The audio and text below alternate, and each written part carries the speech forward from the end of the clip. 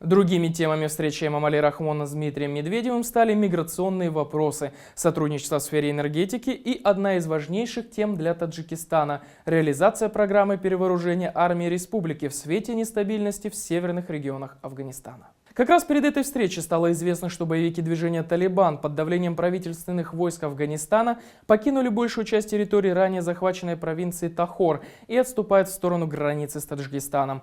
Освобождаемые уезды Даркат и Хаджагор расположены непосредственно на границе с Хатлонской областью, прямо напротив Фархарского района. По данным Азади, в зону конфликта прибыли дополнительные силы. Операцией по освобождению ранее захваченных территорий руководит сам глава провинции. Накануне в боях были убиты не менее 20 боевиков Талибана. Среди них немало и боевиков граждан Таджикистана и Узбекистана. И хотя центр уезда Даркат по-прежнему находится под контролем талибов, но источники уверяют, что скоро и он будет освобожден.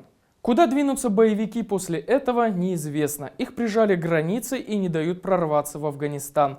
Аналогичная ситуация сложилась и у границ с Туркменией. Там боевиков вытеснили на приграничный остров. О ситуации на обеих границах, о том, стоит ли Ашхабаду и Душанбе серьезно начать опасаться, рассказывает эксперт Андрей Грозин. Собственно, активизация различных, не только талибских, но и вообще, шире говоря, разнообразных экстремистских группировок на таджико-афганском и туркмено-афганском участках границы демонстрирует динамику усиления за последний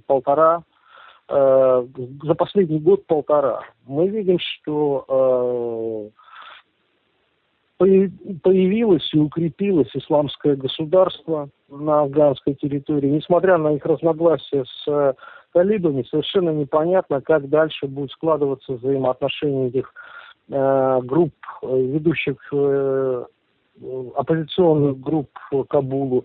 Неясно, насколько вообще сильно правительство, насколько способно контролировать ситуацию правительства,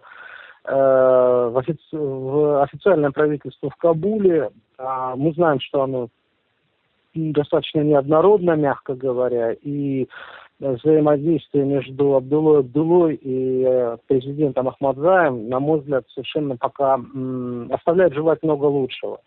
Так же точно, как и оставляет желать много лучшего, очевидно, подготовка официальных силовых структур Афганистана, их способность парировать вызовы радикалов.